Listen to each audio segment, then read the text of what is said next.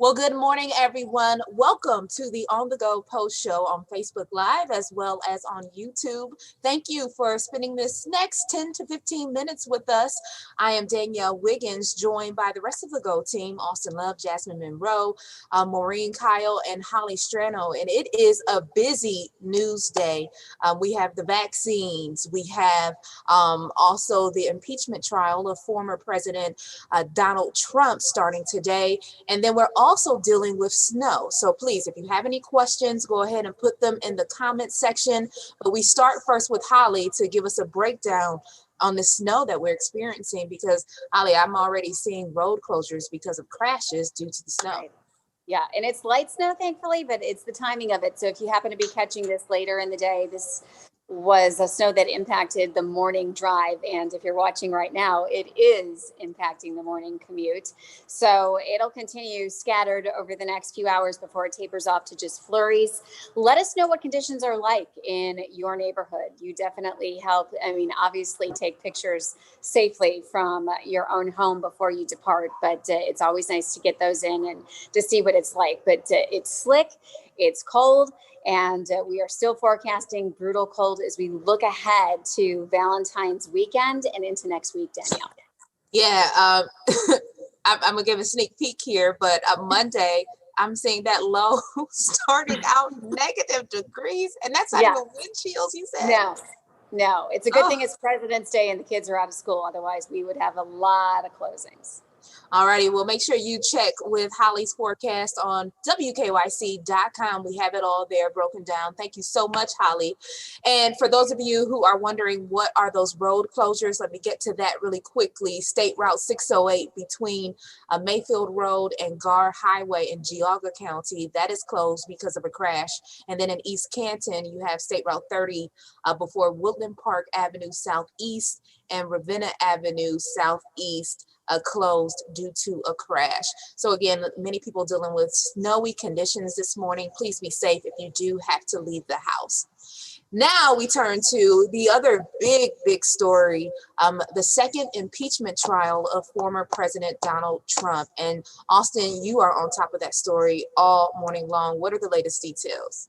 Yeah, so it starts later today. We'll kind of bring you through a timeline of what you can expect over the next few days with former President Donald Trump's second impeachment that's taking place. First off, it's already a historic event. This is the first time that a president has been impeached twice.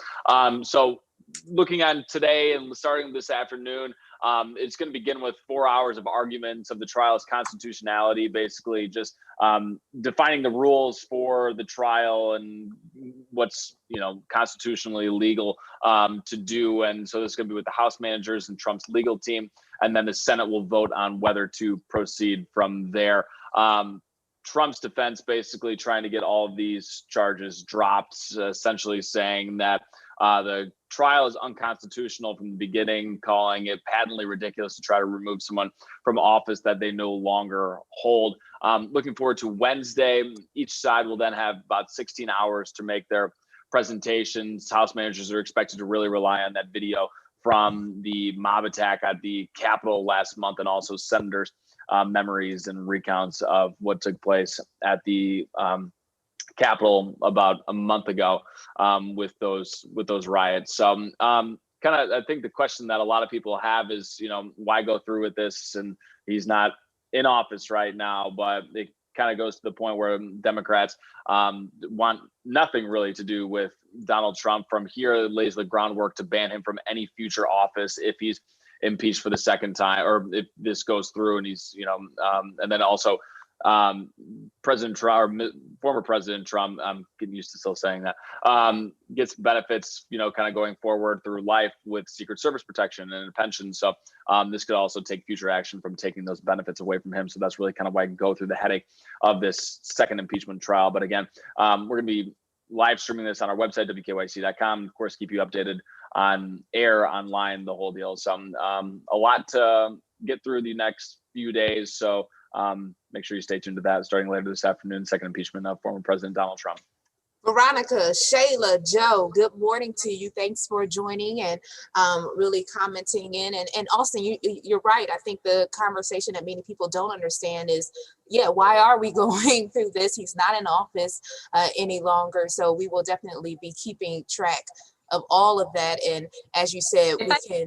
Can I jump in? Because Danielle, you and I were just kind of talking right before this too, when we were talking in the newsroom, because we were talking about like, why go through this? And something I think a lot of people really need to understand here too, is if you take all politics, bipartisan, if you're not thinking Democrats versus Republicans and all of that, keep in mind that all of these things, some of these court proceedings also set a precedent. So if you think of like the Supreme Court, this is also in case something like this ever happens again, this is why we go through these trials to say, so that attorneys and the Supreme Court can take a look at what happened. Well, let's take a look at this case and how it played out. So this is also it's laying the groundwork for, can we impeach a politician who's not in office anymore? That's what's going to be worked out here as well. So there's a lot at play. That's not the only reason, but that's one of the many reasons. There needs to be a precedent set for if this happens again in a million different aspects.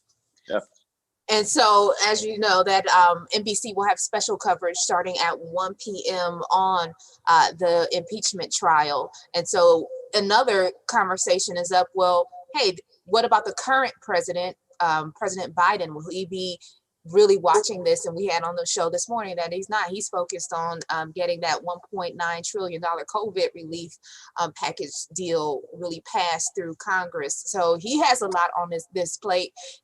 And when the impeachment came, that was the big talk, is that how are we going to move forward with getting all of Biden's pretty much his cabinets and all of his picks confirmed, and all of his agenda, as well as running through an impeachment trial. So we are going to see how they are going to multitask here and try to get the work of government done while also really paying attention to this impeachment trial as well. So we'll be reporting it and we'll be here for you. Now, another big story as well. Now, Shayla, one of our regular on the go morning viewers, she chimed in yesterday and said that her mother had COVID-19 but has thankfully recovered. So she thanks us all for her prayers. But speaking of that, so many people haven't recovered, and right now we're moving into that vaccine process where we know we've lost a lot of people to COVID-19. And so we're hearing from the CDC, many officials, about we really need to get that vaccine out and in people's arms. However, when it comes to the Black community and Latino community, there's a lot of distrust there. And Jasmine, you had an amazing piece this morning that really broke that down. What was the doctor saying who you talked to this morning? So I got a chance to speak to Dr. Carla Hartwell. She works at the University Hospital's Otis Moss Center. Now that center is actually stationed in a predominantly Black community. Her main focus is getting the message out to the Black community about how important it is to get vaccinated. Now, they had a struggle in the beginning with people during the test trials. Black people did not want to or just try out the test of the vaccine because of what happened in the 1930s with the Tuskegee experiment. So, and if you're not informed with that experiment, it's pretty much Black men were used as guinea pigs, is what they described them. And, they did a trial and error with the test with that vaccine, and then they never received any help for it.